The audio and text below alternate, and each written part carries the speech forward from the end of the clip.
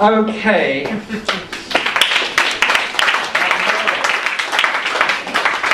This next and last unpie, unless people absolutely insist. It's one of a series of slightly odd poems I've been writing, of which there are about 16 so far, and I'm trying to make it up to a full 20 or 30 or... and I mean, I'm kind of hoping that I might get someone to illustrate them. There is an illustrator interested. And this is the Ballad of Death and the Maid, and this is not one of my queer poems, it's one of my tedious lefty poems instead.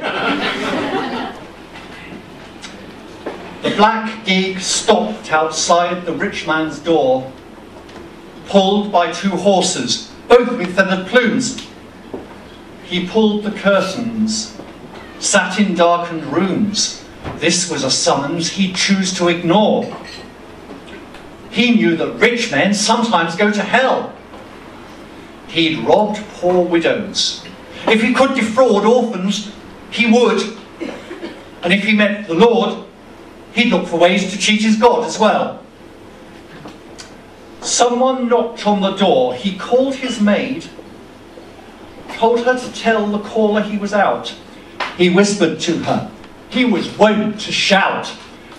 She giggled at the fact he was afraid. She knew the tall man at the door was dead.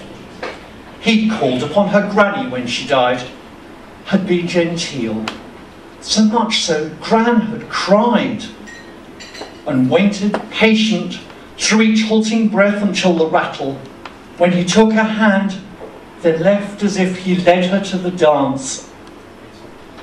The rich man thought he'd risk it, take a chance, went to his desk and took a pinch of sand he used to blot and threw it in Death's eyes, then grabbed her arms, the poor unknowing girl, and spun her round 3 times.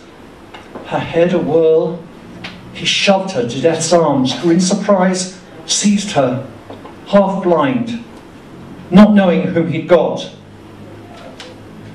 She fainted in his arms, heard the door slam behind her, and heard Death say softly, "Damn, I have the wrong one.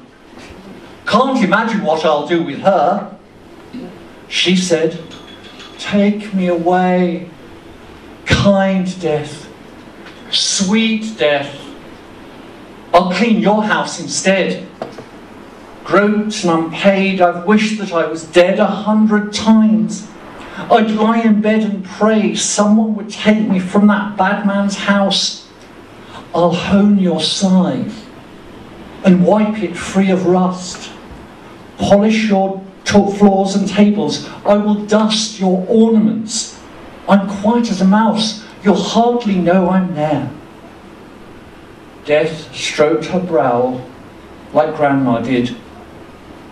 "My dear, it's not your hour. Much as I'd love to have you, I have power, but only when you die, which is not now. I came to take your master. It's his time. Are you in trouble if he doesn't come? No, truly, sweet girl. In the endless sum of death and birth, though it would be a crime to let bad man live, he's not worth much. Still, it's a shame. I'd like to take his life. Your death," she said, "I'll stab him with a knife, beat out his brains." She felt the gentle touch of bony lips on hers. "Give him a kiss, and I'll take it from there." She had a key to the coal cellar door, so quietly she turned it in the lock, more like a hiss of well-oiled gears than any louder sound.